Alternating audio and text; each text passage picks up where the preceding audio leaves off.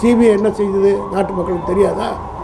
உங்களுக்கெல்லாம் தெரியும். 2016 பொது தேர்தல் நேரத்தில் 570 கோடி ரூபாய் கண்டெய்னர் லாரியில் கொடைநாட்டிலிருந்து வருகிற வழியில் திருப்பூருக்கு பக்கத்தில் தேர்தல் அதிகாரிகள் ஸ்குவாட் போனவர்கள் கைப்பற்றினார்கள்.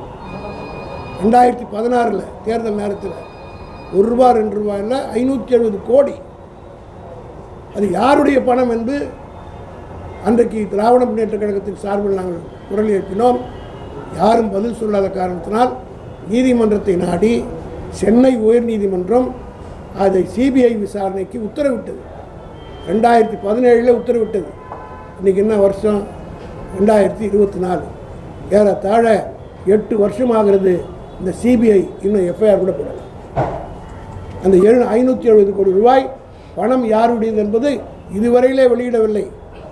நான் ராஜ்யசபை உறுப்பினராக தேர்ந்தெடுக்கப்பட்ட பிறகு நானும் டிகேஎஸ் இளங்கோவன் அவர்களும் டைரக்டர் ஜெனரல் ஆஃப் சிபிஐ நேரிலே போய் சந்தித்து இந்த மாதிரி ஹைகோர்ட் ஆர்டர் போட்டிருக்கு, இதை துரிதமாக நீங்கள் விசாரிக்க வேண்டும் என்று நேரடியாக போய் சொல்லிட்டு வந்தோம். அதுக்கு பிறகும் இதுவரையில் 8 வருஷம் ஆகுது. சிபிஐ விசாரித்து நடவடிக்கை எடுத்ததா அல்லது இந்த குட்கா கேஸை நடவடிக்கை எடுத்ததா?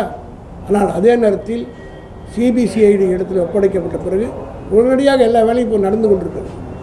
இதை ஏன் அவர்கள் சிபிஐ என்கொயரி கேட்கிறார் என்றால் திசை திருப்பி ஏதாவது பிரச்சனை செய்யணும் என்பதற்காக பேசுகிறார். எடப்பாடி கான்கிரீட்டாக ஒன்றும் சொல்ல முடியல. காரணம், அவர் சொல்கிறார் அதிமுக எம்எல்ஏ, அந்த தொகுதியினுடைய எம்எல்ஏ இருக்கக்கூடியவர் செந்தில்நாதன் என்கிறவர் இருக்கிறார், அதிமுக சார்ந்தவர்.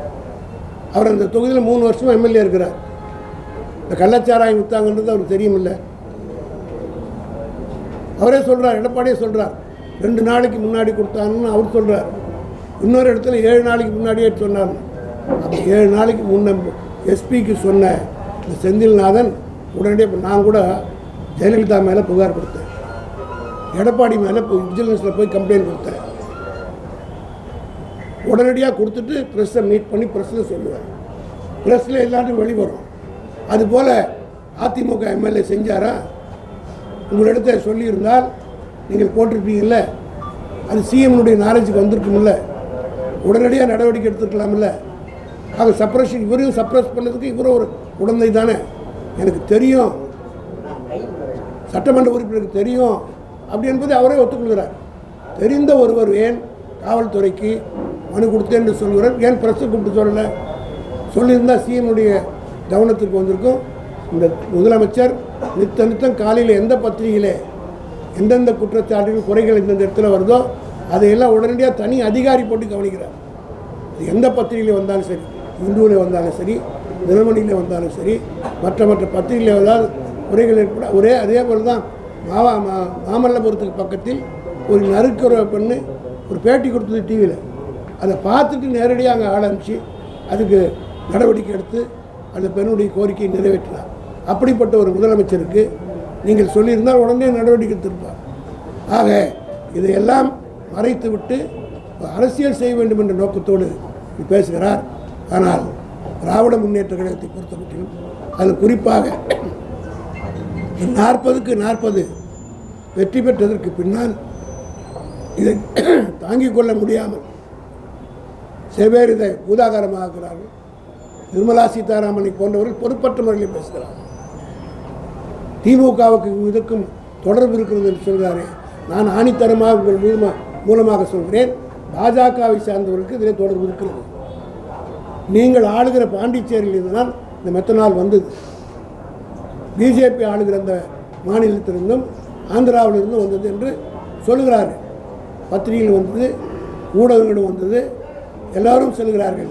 பாண்டிச்சேரியில் பிஜேபி தானே ஆட்சி இருக்குது, அந்த சீஃப் மினிஸ்டர் மேலே நடவடிக்கை எடுக்க சொல்லி கேட்டாங்களா நிர்மலா சீதாராமன்? ஆக ராஜினாமா செய்யணும். எதுக்கு ராஜினாமா பண்ணணும்?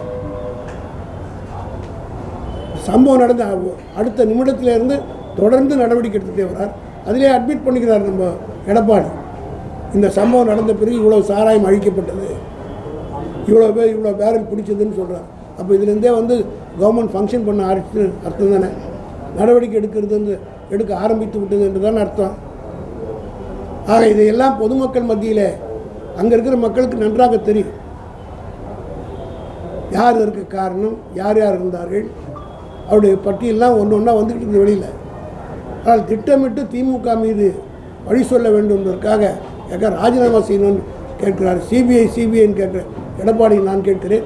நான் போட்ட வழக்கு 3000 கோடி ரூபாய் அவர் ஹைவேஸ் டிபார்ட்மெண்ட்டில் செய்தார் என்று சென்னை ஹைகோர்ட்டில் வழக்கு போட நான் சிபிஐ என்கொயரியே கேட்கல. சென்னை ஹைகோர்ட்டே சிபிஐ விசாரணைக்கு ஆர்டர் பண்ணிச்சு. அன்றைக்கு முதலமைச்சராக இருந்த எடப்பாடி இப்போ ஸ்டே வாங்கினாரா இல்லையா? அன்றைக்கு முதலமைச்சராக இருக்கிற போது சிபிஐ மீது நம்பிக்கை இல்லாத எடப்பாடிக்கு திடீர்னு எப்போ வருது? பொதுமக்கள் சிந்திக்க மாட்டார்களா? நான் சொன்னதை போல சிபிஐ இந்த கேஸில் என்ன பண்ணியிருக்கு? 570 கோடி ரூபாய் கேஸு 8 வருஷம் ஆகுது, இன்னும் முடிவு எடுக்கலை. ஆகவே திராவிட முன்னேற்ற கழகத்தினுடைய தலைவர் தமிழ்நாட்டுடைய முதலமைச்சர் தளபதி அவர்கள் எல்லா நடவடிக்கையும் எடுத்திருக்கிறார். நடவடிக்கைகள் எல்லாம் நிச்சயமாக எத்தனை பேர் குண்டாஸில் போட்டிருக்கோம், எவ்வளோ பேர் இந்தியா பூராவிலும் எரிசாய 6000 பேர் இந்த 2 வருஷத்தில் மட்டும் இந்த விஷ சாராயம் கொடுத்து இந்தியா பூரா செத்துருக்காரு. பிஜேபி ஆளுகிற உத்தரப்பிரதேசத்தில் 2019 எவ்வளோ பேர் செத்தாங்க, அங்கெல்லாம் சிபிஐ என்கொயரி போடலையே.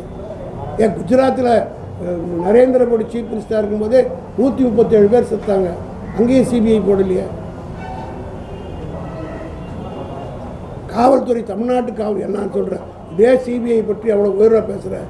நான் எடப்பாடி கேட்குறேன், நீ இடி வந்ததில் ரைடுக்கு, அந்த இடிக்கு வந்த ஆஃபீஸரே லஞ்சம் வாங்கினார், தமிழ்நாட்டில் பிடிபட்டாரா இல்லையா? ஜெயலலிதா பான்னு சொல்லணும்னா அவங்களெல்லாம் ஆகாயத்திலிருந்து நேராக குச்சவிட சிபிஐ அதிகாரிகளும் இடி அதிகாரிகளும் ஐடி அதிகாரிகளும் தமிழ்நாட்டில் வந்து கையும் களவோ மாட்டினாங்களா இல்லையா? இடி ஆஃபீஸர்ஸு எல்லா அதிகாரிகளும் திருடர்கள் அல்ல, எல்லா அதிகாரிகளும் நல்லவர்களும் இருக்கிறார்கள், அதில் வந்து தப்பு செய்கிறவரும் இருக்கிறாங்க. ஒட்டுமொத்தமாக அந்த துறையே, அதுவும் காவல்துறை அமைச்சராக இருந்தவர் இப்படி பேசுவது முறையல்ல. இதை தமிழ்நாட்டு மக்கள் மத்தியில் நிச்சயமாக நாங்கள் எடுத்து சொல்வோம். விக்கிரவாண்டி தேர்தலை மனதில் வைத்துக்கொண்டு எனக்கு இருக்கிற சந்தேகம் எல்லாம், it is my doubt, maybe wrong, ஆனால் எனக்கு ஒரு ரீசனபிள் டவுட் இருக்குது. பிரதமர் 20ஆம் தேதி மோடி தமிழ்நாட்டுக்கு வர்றேன்னு சொல்கிறார், அவர் கேன்சல் பண்ணுறார். அன்றைக்கு இந்த அக்கரன்ஸ் நடக்குது. நான் கூட அதை வந்து டைப் பண்ணலாம்ல.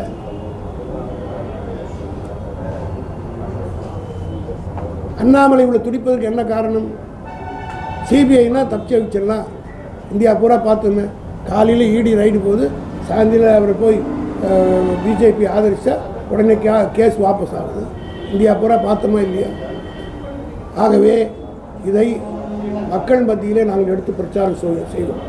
பாதகம் செய்பவரை கண்டால் நாம் பயங்கொள்ளலாகாது பாப்பா, மோதி மிதித்து விடு பாப்பா, அவர் முகத்தில் உமிழ்ந்து விடு பாப்பா. அண்மை செய்திகளை உடனுக்குடன் தெரிந்து கொள்ள இணைந்திருங்கள் இயம்நாடு தொலைக்காட்சியுடன்.